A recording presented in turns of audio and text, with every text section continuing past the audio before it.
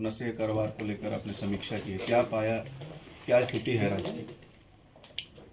ये चूँकि विभिन्न मीडिया में भी और इन्फॉर्मेशन भी मिल रही थी कि इस तरीके से एनडीपीएस, ड्रग्स और इस तरीके की चीज़ों का कुछ क्षेत्रों में अधिक मतलब अवेलेबिलिटी हो गई है, मिलने लगी हैं। तो इसी के लेकर के हम लोग, वैसे तो क्षेत्र में काम चल ही रहा था, लेकिन आज एक विधिवत हम लोगों ने जितने भी ड्रग्स रिलेटेड मामले हैं, एनडीपीएस ओपीएम से रिलेटेड मामले हैं, वैसे चूँकि हमारा जो डिपार्टमेंट इसको कोऑर्डिनेट करने वाला वो सीआईडी है, तो उन्हीं लोगों ने इसको कोऑर्डिनेट किया था और सभी जिलों के एसपीज, सभी जिलों और सभी रेंज डीआईजी, सभी जोनल आईजी के साथ ये रिव्यू मीटिंग, समीक्षा बैठक की गई थी।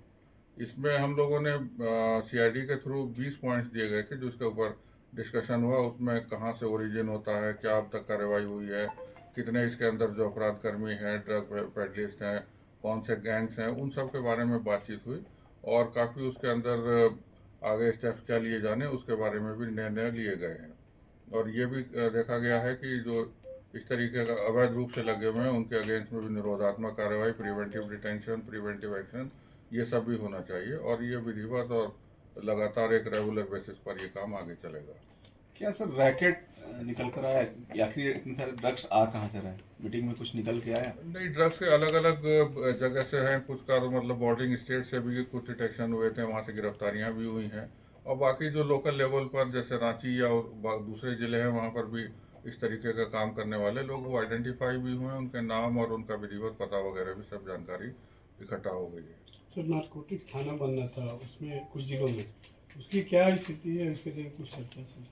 उसमें कुछ जिलों से प्रस्ताव अभी आए हैं और बाकी और जिलों से जैसे हजारीबाग वगैरह से प्रस्ताव आने बाकी है।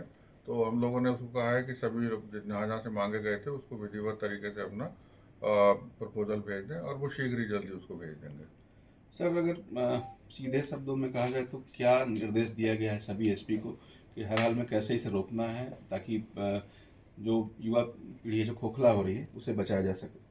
नहीं, वो जैसे हमने पहले कहा कि सभी को कितने केसेस वहाँ पर दर्ज हुए हैं, जिसमें मेन अभी जैसे जानते हैं चतरा है, खूंटी है और रांची है, जहाँ पर ये इस तरीके की उगाने का और उसका प्रोक्योरमेंट का और उपलब्धता सबसे ज़्यादा रहती है। और हाल ही में कुछ जमशेदपुर वगैरह में भी इस तरीके के जो वहाँ पर ये उगता तो नहीं है लेकिन वहाँ पर डिस्ट्रीब्यूशन और आदित्यपुर, सरायकेला वगैरह में भी चीज़ आई है। तो जितने केसेस होते हैं या पास में हुए उसके आधार पर उन लोगों को कहा गया है कि इनके केसेस का डिस्पोजल करें और जो भी उसमें सम्मिलित लोग हैं उनके खिलाफ जो कानूनी कार्रवाई बनती है उसको तेजी से, सख्ती से करें। सर एक सवाल है, हिट एंड रन का बहुत मामला आ रहा है और ड्रंक एंड ड्राइव का भी मामला आ रहा है। कल रात को भी मुराबादी में चढ़ा दिया, एक की मौत हो गई एक ऑफिसर की, तो उसके लिए क्या कुछ निर्देश होगा? उसके हालांकि वो इससे संबंधित नहीं है लेकिन हाँ उसमें चेकिंग की ज़रूरत है, रेगुलर चेकिंग की भी ज़रूरत है। और वो कल जो हादसा हुआ है बहुत ही मतलब अनफॉर्चुनेट, बहुत ही दर्दनाक वो हादसा था। और ड्रंकन ड्राइविंग के बारे में टाइम टू टाइम हमारी ट्रैफिक पुलिस जो है वो यहाँ पर कार्रवाई करती भी रहती है। उसमें जो फाइन्स वगैरह हैं, जो भी उसमें तरीके हैं वो सब अपनाए जाते हैं और उसमें कार्रवाई की जाती है। इस तरीके की और चीज़ें ना हो तो उसको और सघन रूप से चलाएंगे। सर आपका करमटोली चौक से लेकर, ठीक है ये जिला से नहीं है लेकिन करमटोली चौक से लेकर पंचमुखी मंदिर और फिर आपका स्टेट गेस्ट हाउस से लेकर रजिस्ट्री ऑफिस तक शाम में 6 बजे के बाद बार में तब्दील हो जाता है। हादसे बेसिकली कल एक आदमी मरा इसलिए सामने आया है, लेकिन हादसे रोज होते हैं वहाँ पे। जैसे बताया गया कि उसके और मतलब वहाँ पर निगरानी रखी जाएगी और जो चेकिंग वगैरह है जो उसके कारण है उसको रोकने की कोशिश और की जाएगी।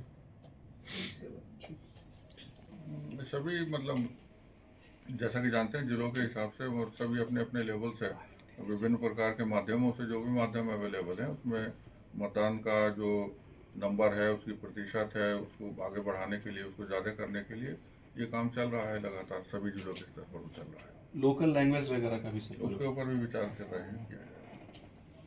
चलिए।